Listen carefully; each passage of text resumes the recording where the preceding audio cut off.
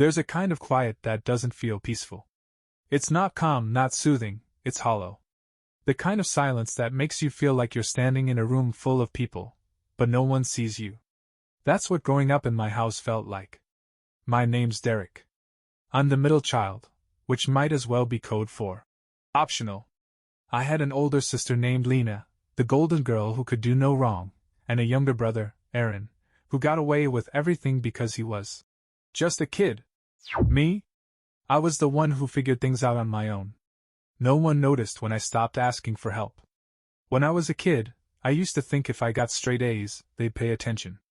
If I kept my room spotless or helped out without being asked, someone might say, "Thanks," or, "We're proud of you." But it never happened. Lena got flowers when she made varsity cheer.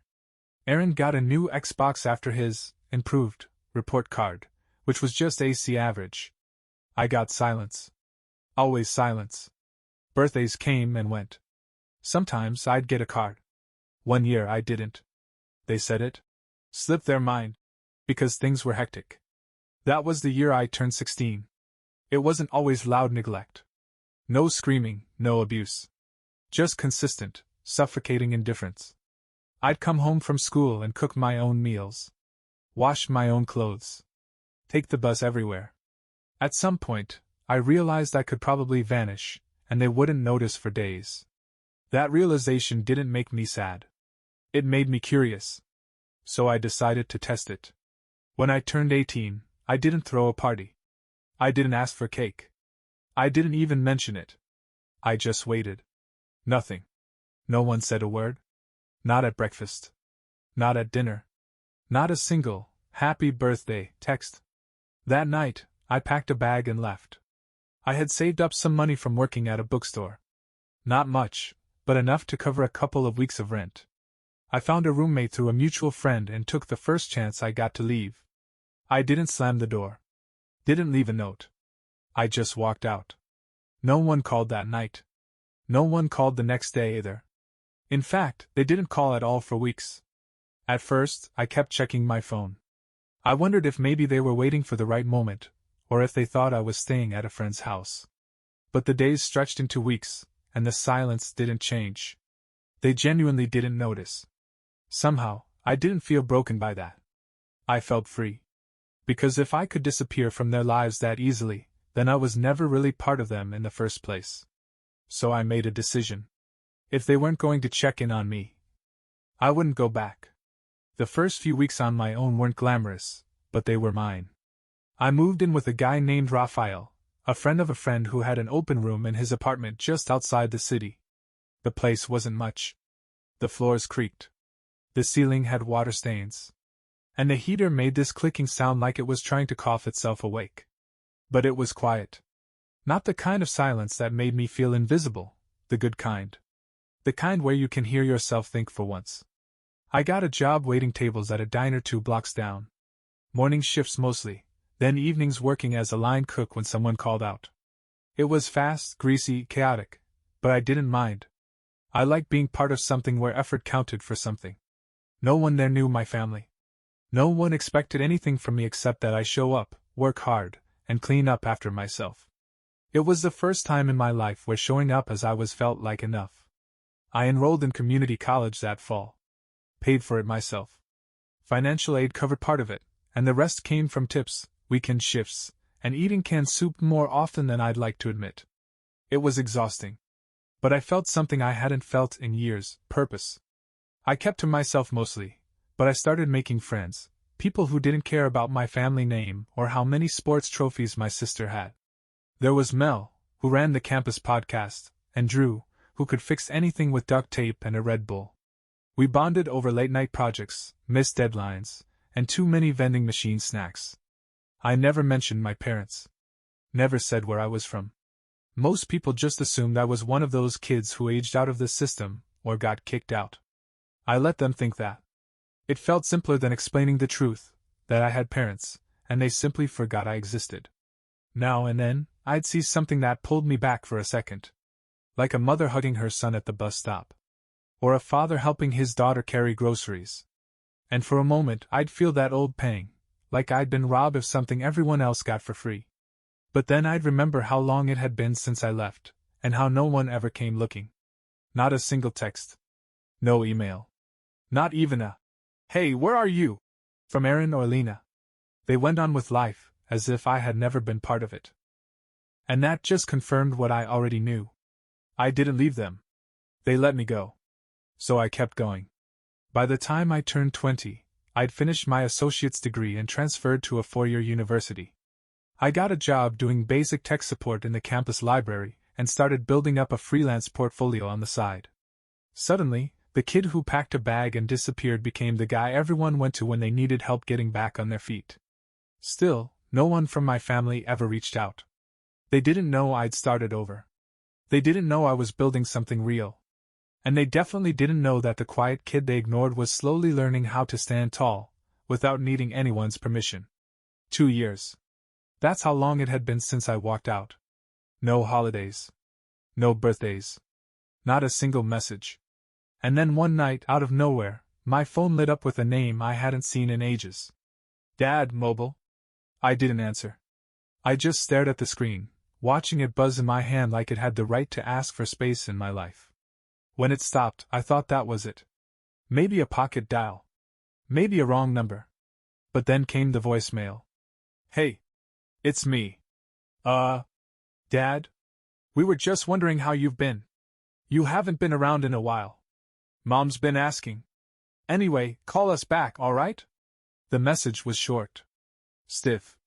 Like someone trying to remember lines from a script they barely glanced at. I didn't call back. Because something about it felt off. Not concerned. Not emotional. Just a vague attempt at sounding like they cared, without ever acknowledging what they'd done. No apology. No mention of forgetting my birthday. No. "Sorry we didn't reach out." Just this casual tone, like I'd been the one who disappeared without warning. For the first time in a long time, I felt angry. Not explosive, yelling into a pillow kind of angry. Something deeper. A slow boil. They hadn't even realized I left until now. I wanted to believe they cared. I did. That maybe they'd finally noticed I was gone. But deep down, it felt like something else entirely. Guilt? Maybe. Or more likely, they needed something. So I waited. Sure enough, 2 days later, I got a text from Lena. "Hey, Dad's been trying to get in touch. You should call him. It's important." No details. No context.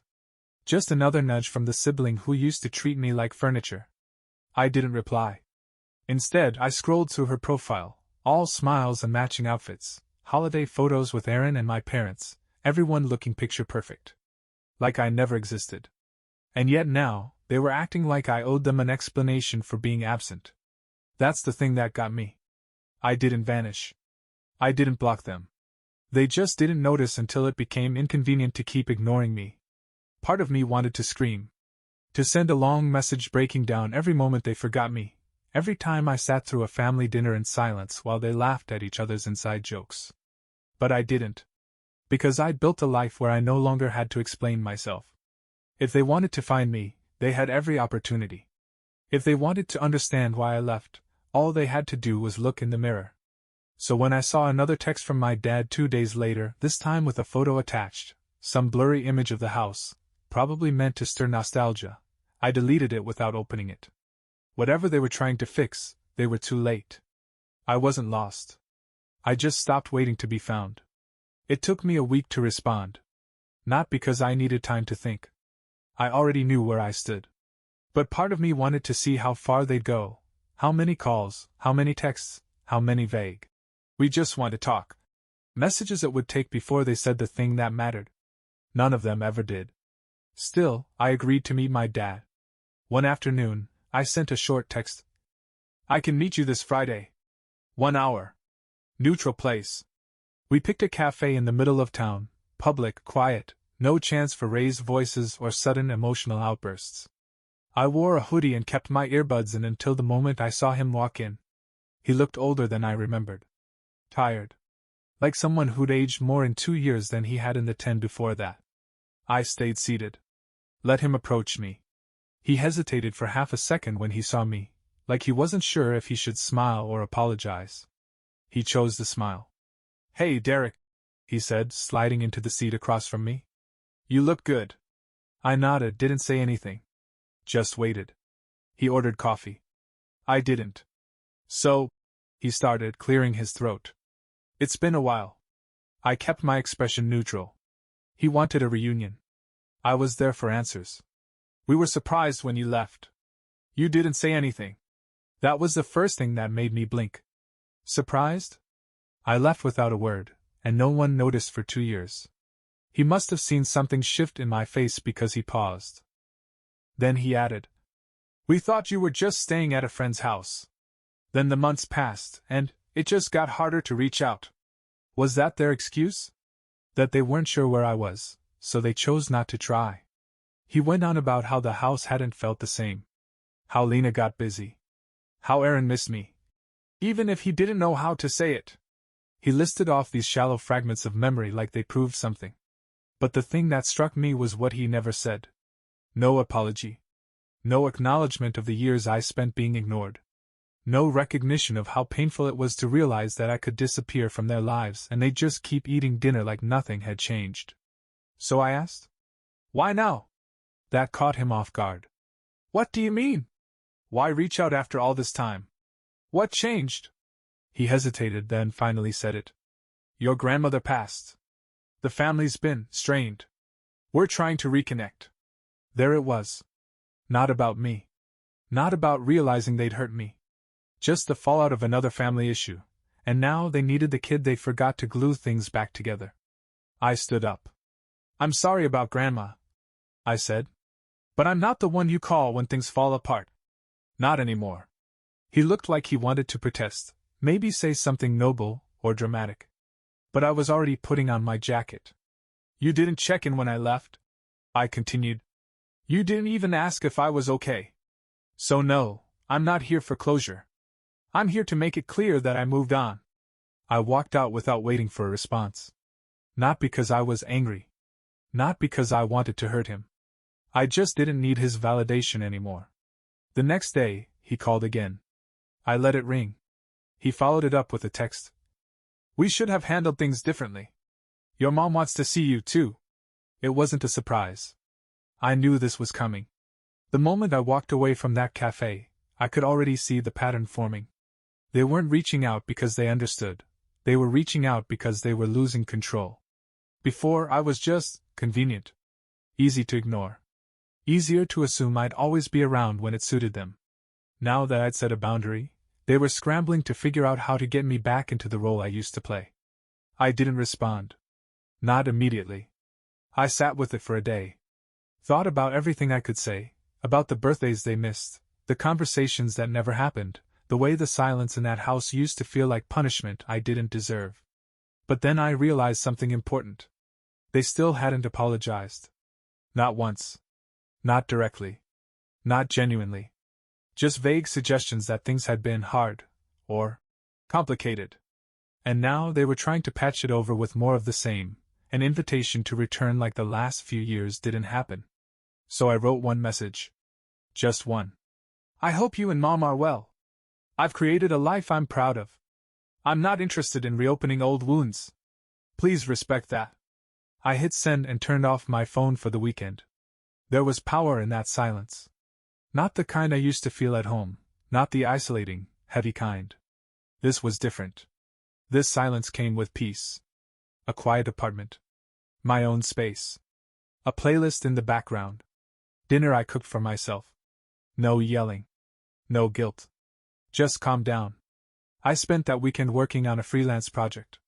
One of my former professors had connected me with a nonprofit that needed help building out its donor dashboard. It was meaningful work, the kind that reminded me that I was building something that mattered. And it reminded me, too, that I was enough. Not because of what I'd achieved, but because I finally stopped begging to be seen by people who never wanted to look. That following week, I got one more message from Lena. "Dad's hurt. You didn't have to be so cold." It was almost laughable. Cold? I'd spent 2 decades giving that family every chance to notice me. I bent over backward to be the one who didn't need anything. Who helped. Who never complained. They called that love. But it was just convenience. When I stopped making their lives easier, suddenly I was cold. I didn't reply to her either. Not because I wanted to burn bridges, but because I finally understood that I wasn't the one who lit the match. All I did was step away from the fire. And that choice? It didn't make me heartless. It made me whole. Weeks passed. The calls stopped. No more texts from my dad. No voicemails. No cryptic messages from Lena about how the family was trying to heal. They gave up trying to pull me back in, or maybe they just shifted their focus. Either way, the silence returned. But this time, it didn't feel like neglect. It felt like relief. For the first time in my life, I wasn't looking over my shoulder, waiting for someone to remember I existed. I wasn't stuck in that old loop, trying to earn a place in a house that only valued me when it was convenient. I was just living. I had a stable job. A place I could afford. A circle of friends who checked in without needing a reason. My life was small, but it was steady. That steadiness was something I'd never experienced before. Not at home. Back then, everything had strings attached. If they cooked dinner, it came with guilt. If they offered a ride, they expected a favor later. Every nice gesture felt like a trap. Now, I had the freedom to give and receive without debt hanging in the air. I didn't talk about my family much. When people asked, I kept it simple. We don't talk. Most people didn't pry, and I didn't offer more than that. Not because I was ashamed, but because I was finally done explaining myself. They still didn't understand what they did. I doubt they ever will. And I've stopped waiting for that realization. I've stopped hoping for a moment when they show up at my door and say, "We finally see you. We were wrong." That moment isn't coming. And I don't need it either. Healing didn't come from a confrontation or a perfect conversation. It came from choosing, every day, to invest in a future that didn't rely on their validation. It came from knowing that just because someone shares your last name doesn't mean they see your worth. I found mine elsewhere. In friendships that felt like family. In mentors who believed in me without needing a reason. In late-night talks and shared meals and showing up for people who didn't see me as a backup plan. Some days I still wonder what it would have felt like to grow up with that kind of love. But then I remind myself, I'm not defined by what I didn't get. I'm shaped by what I built anyway. And I built this life. Not because they pushed me forward, but because they didn't hold me back. That, in the end, is what gave me everything. Sometimes people ask if I ever think about going back. Not physically, more like emotionally. Rebuilding the connection. Giving them another chance. Trying one more time to find something in them that never seemed to be there when I needed it. And I get why they ask. The world teaches us that family is everything. That blood means forgiveness. No matter what, you're supposed to find your way back. But what if back means going somewhere that never felt like home? What if going back means shrinking again? Swallowing silence? Sitting at a dinner table full of people who ask surface questions and pretend the years in between never happened? I've thought about it. A lot. And the truth is, I don't hate them. Not even close. Hate takes energy. It lingers in your chest, eats up your peace. It demands attention. And I've already given them enough of that. What I feel now is something else. Distance. Not coldness. Not resentment. Just a clear understanding that who I am today, the version of me that worked through nights of doubt, that made a life out of nothing, that found his strength, doesn't belong in their version of the story. I used to think I had to forgive them to move forward. But the truth is, you don't always need closure to heal. Sometimes, healing is choosing to stop explaining. It's choosing not to chase the apology that never comes. Not because you're bitter, but because you finally understand that your growth doesn't depend on someone else's regret. I didn't choose to be invisible back then. But I'm choosing to be seen now, on my terms, in spaces that feel safe, around people who don't need my pain as context to care about me. I've created a life I love. It's not perfect. It doesn't have a grand finale or a sweeping emotional reunion. But it's real. It's quiet and calm and built with people who want to be here, who show up without being asked. Every so often, I'll get a message from someone back home. A cousin. An old neighbor. A vague, "Hope you're doing well." I don't ignore them. I reply when I feel like it. I stay kind. But I don't feel pulled back into that orbit. Because I'm not orbiting them anymore. I'm grounded. Centered. Free. Maybe they'll never see me. Maybe they'll always believe I was the one who walked away without cause. And that's okay.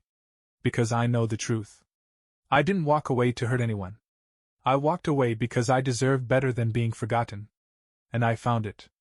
Not in a new family. Not in some perfect answer. But in the decision to stop waiting. In the decision to live, really live, without looking back.